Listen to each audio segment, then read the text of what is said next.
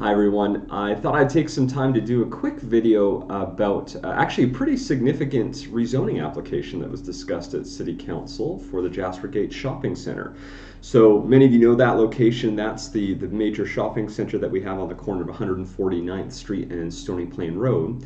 And a little over, probably a year and a half ago now, the owner of that site started engaging with the surrounding communities to talk about the future of that site. They wanted to redevelop that site. The company that owns it, RioCan, has actually been in the process of redeveloping their larger shopping centers like that across the country, because as a company they're seeing a future for more mixed-use development, to have a lot of commercial like they have now, but combined with residential units.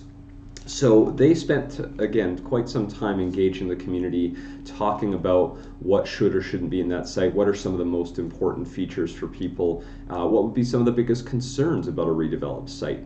And all of that came to City Council at a public hearing. And what they proposed was to do a redevelopment that would expand the amount of commercial space that they already have to be able to offer even more services for people, and at the same time introduce up to 1,000 units of residential development.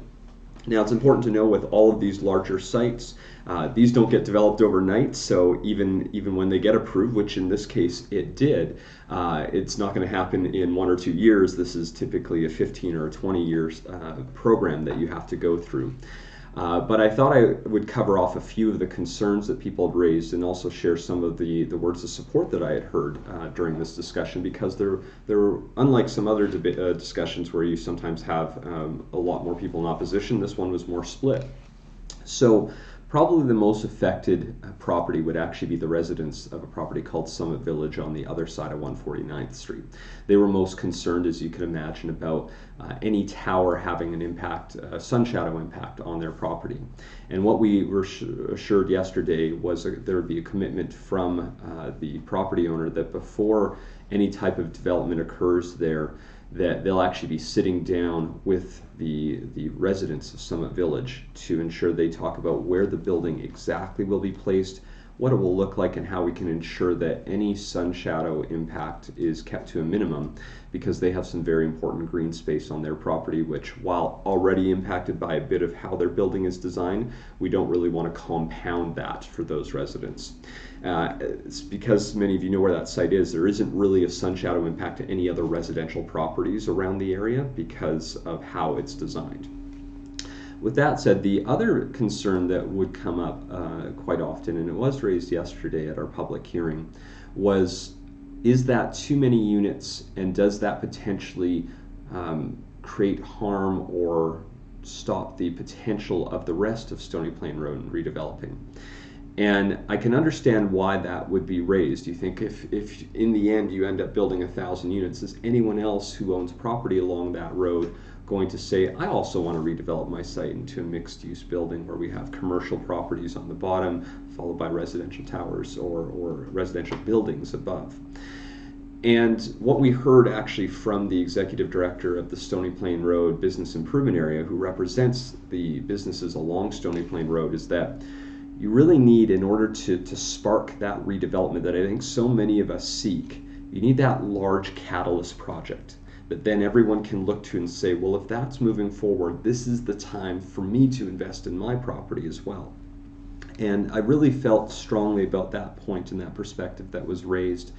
And it's one that I think we have to realize that Stony Plain Road needs more people in order to become even more vibrant. If you think about any of the other main streets we have in the city, whether that be Jasper Ave, 124th Street, White Ave, Alberta Avenue, it doesn't really matter. You think about those main streets, most of what they have in common is there are a lot of people that live around it or even right on the street.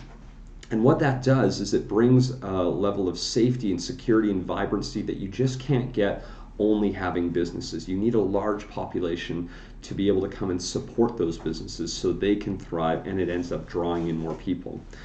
And that's what really excites me the most. I think this really does have that potential to bring new life to Stony Plain Road. We can't discount all of the great work that's happened really over the last decade from residents surrounding Stony Plain Road who have done great work on the ongoing revitalization efforts. There's a lot of great infrastructure around it. Now we need the people to support that infrastructure and to make it that space that we'll all look at on a beautiful afternoon and say, let's just go for a walk down Stony Plain Road. And the final comment I have on this is that we know this development wouldn't have come forward without the certainty that having the Valley Line West LRT provides.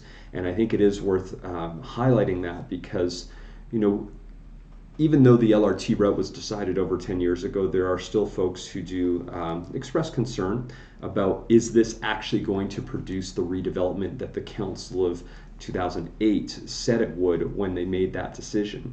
Well, this rezoning application is a sign that this is actually going to deliver on what we want to see. Again, it's going to take a while to build out the site, but we know from actually speaking with the owners of that land that they wouldn't have brought this forward if it wasn't for that LRT. And that's also an exciting piece because I think this starts to show us what is possible with good quality mass transit like that. So just wanted to share the news with you. It's actually a really big deal because it's the first major zoning application in Ward 1 along the Valley Line West route, and I thought it'd be worth sharing with you. And of course, if you have any questions or comments, feel free to share them below. Thanks, everyone.